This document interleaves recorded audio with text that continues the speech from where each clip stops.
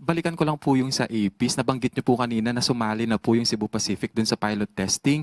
May mga karagdagang airlines pa po ba na inaasahang sasali po dito sa pilot testing? At kailan po makukumpleto yung pag-integrate ng lahat po ng airlines?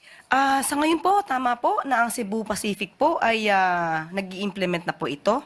At sa susunod po ay ang PAL naman na po ang mag-i-implement din po ito. Kapag ka po naging smooth na po ang lahat, once everything is smooth, lahat na po ng airlines ay imamandatory na po na magsagawa na rin po ng APIS. Next question, Christian Yusores, Radyo 630. Hi ma'am, good morning. The DICT said recently po na mas maraming cyber attack pa yung inaasahan nila habang papalapit ang halalan. And one of the main factors ay yung paggamit daw po ng mga troll farms pa rin. In relation to this ma'am, may ibinili na po bang direktiba o kautusan si Pangulong Marcos kay newly appointed Secretary Henry Aguda ng DICT? Thank you. Actually, sabi nga po natin, yung cyber attacks po talaga ay nakikita na po. Merong epekto na po sa bansa. Kaya unang-una po ang direktiba po ng Pangulo sa bagong appointed na DICT Secretary ay unang-una po ang programa po ng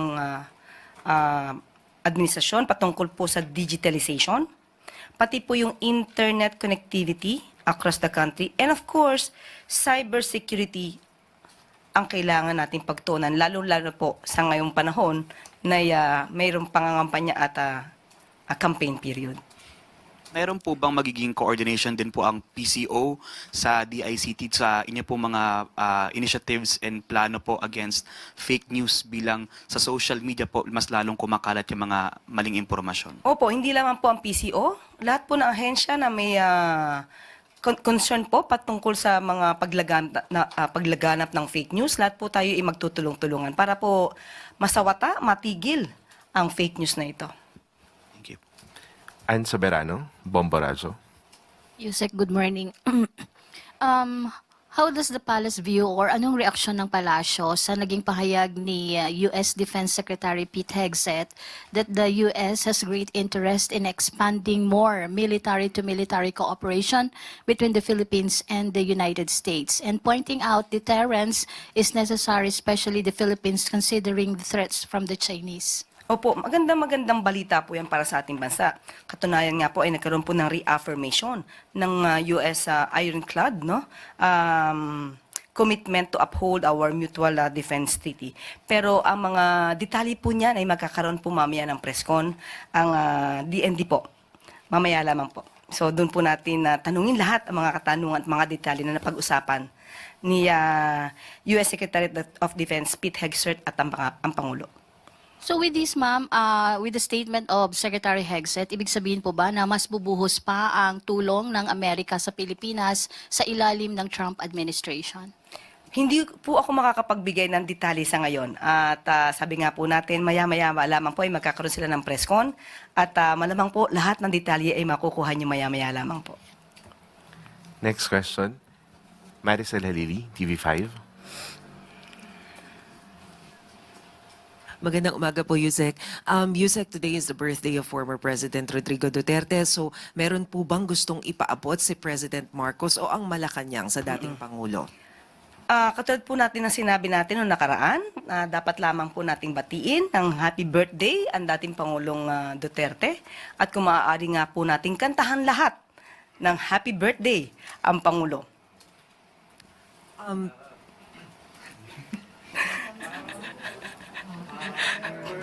Day to you. Maiksi lang. Happy birthday to you. And of course, we wish more years to come. We also wish good health, good fortune. Kailangan po niya yan.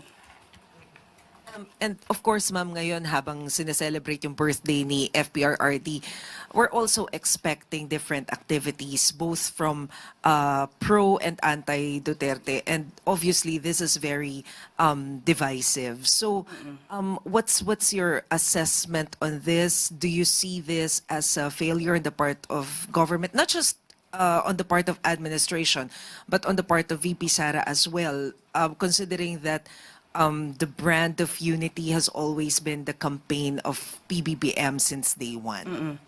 Actually, I believe it's only the Pro Duterte groups that have the activities to be conducted today.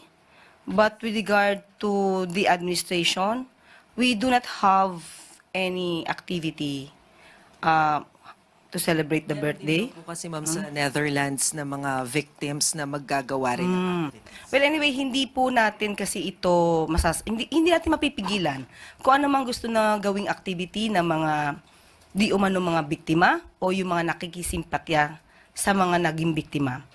Tama naman po, siguro dapat malaman din po ng buong mundo na hindi lamang po ang interes ng dating Pangulong Duterte ang madinig, pati po yung interes ng mga nabiktima ang dapat madinig ng buong mundo. Hindi po natin masasabing divisive ito dahil sila nagsasabi lang ng kanilang mga hinaing, ng kanilang mga sentiments, ng kanilang mga opinion, at it's just a freedom of expression. So, hindi po natin ituturing ito na divisive. Next question. Follow-up question from Eden Santos, Net 25. Good morning po, Yusek. So since hindi nyo tinuturing na divisive yung papakita po ng simpatsya o kaya yung pagpapakita ng kawalan ng simpatsya ng magkabilang taga-suporta po kay FPRRD ngayong kanyang birthday.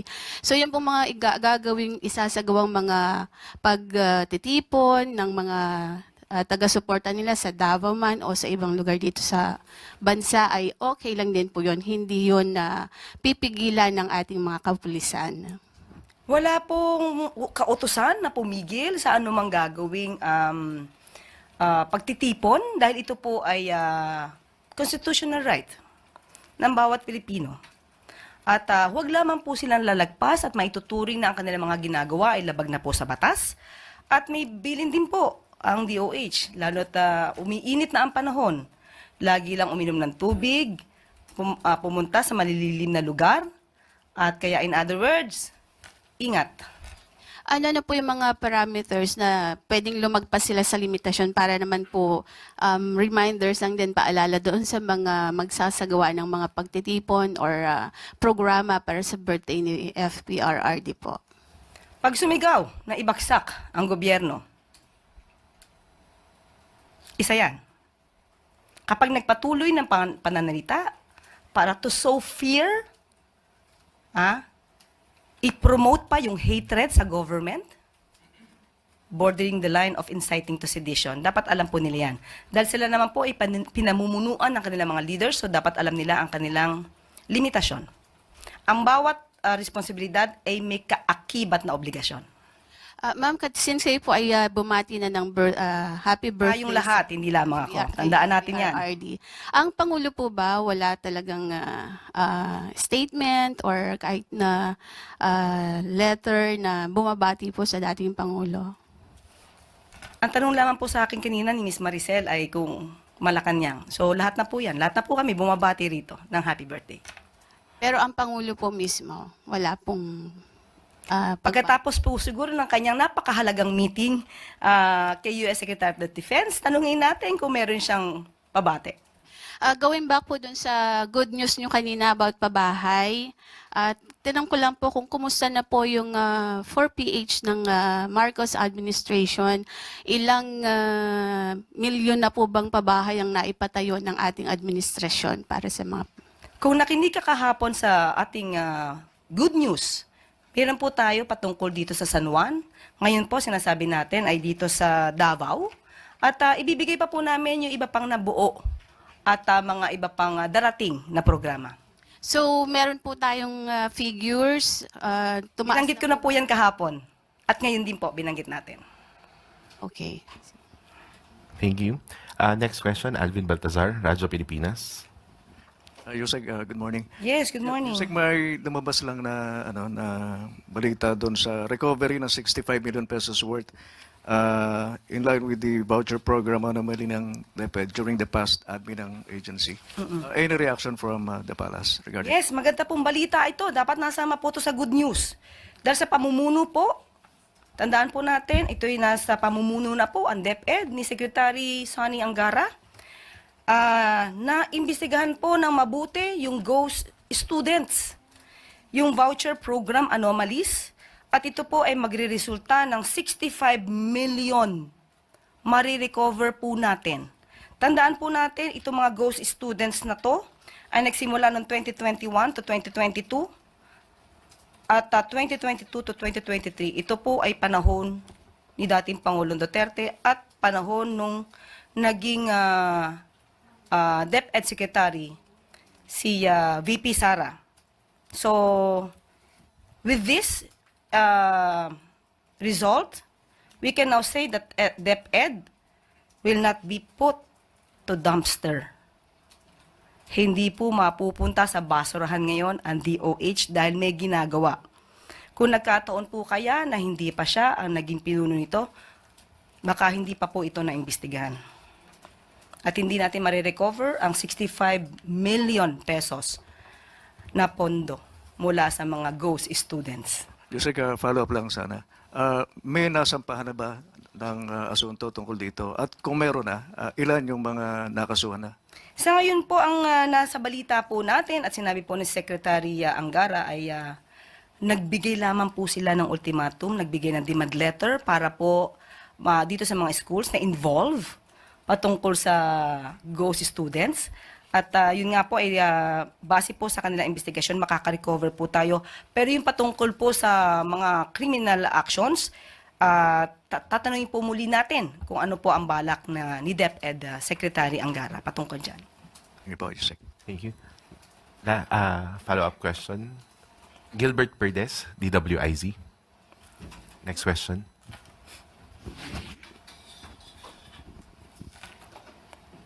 Magandang umaga po, Yusek. Baka may mensahe lang po yung Malacanang sa mga local candidates po ngayong umarangkada na yung campaign period at full implementation ng Penera Doctrine. Alam naman natin, itong doctrine ito sinasabi na walang premature campaigning until dumating yung campaign period. Paano magkakaroon ng premature campaigning? Kung candidate ka, i-consider ka lang na candidate kapag ka nandiyan na yung campaign period. Well, anyway, ang paalala lang po natin sa lahat ng mga kakandidato, huwag lumabag sa batas. Unang-una, kasi kayo po yung magsisilbing leader eh. So, dapat kayo po yung manguna na sumusunod sa batas. So, yun lang po yung paalala natin. Saka baka may mensahe din po kayo o babala po sa mga miyembro po ng PNP, AFP na laban ho sa possible na pakikilahok sa anumang election activities at syempre pagpapagamit po sa mga politiko. Yes, of course. Ang PNP kasi dapat, it should remain apolitical. So, wag pagpapagamit, tama po, wag magpagamit sa politiko, wag magpagamit sa damdamin. Alamin nila, tandaan nila na ang kanilang trabaho ay manatiling loyal sa bansa, loyal sa konstitusyon. Yun lang po. May isa pa po akong tanong. Yung kasi po may campaign period, mainit po yung panahon at yung ibang lugar po nagdeklara po ng suspension ng klase mga eskwelahan.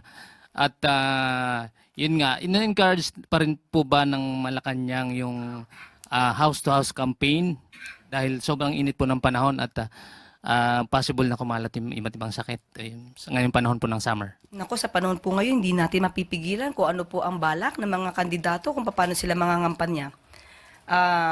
Siguro naman po, alam na nila kung paano ba alagaan ang sarili nila at alagaan na rin yung mga constituents nila.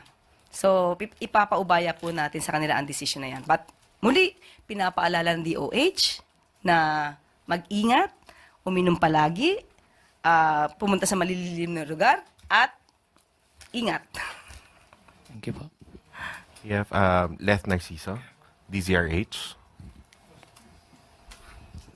Yusek, sa mga nakaraang summit po ng Partido Federal ng Pilipinas, tiniyak ni Pangulong Marcos ang tulong na gagawin ng lahat ng kanilang partido ang magagawa para maipanalo yung kanilang mga kandidato. So ngayon nag-start na po ang kampanya sa lokal na posisyon. Ano po kayang tulong ang ibinigay o ibibigay pa ng partido ng Pangulo sa kanilang mga kapartido? Sa ganyan po kasi, ang makakapagbigay lang po ng detalye ay ang campaign manager nila na si Congressman Toby Tiangco. So, ipapaubaya ko na lang sa kanya yung ganyang katanungan. I think we don't have questions anymore. Yusek? At dito na po nagtatapos ang ating briefing. Maraming salamat, Malacanang Press Corps. Magandang tanghali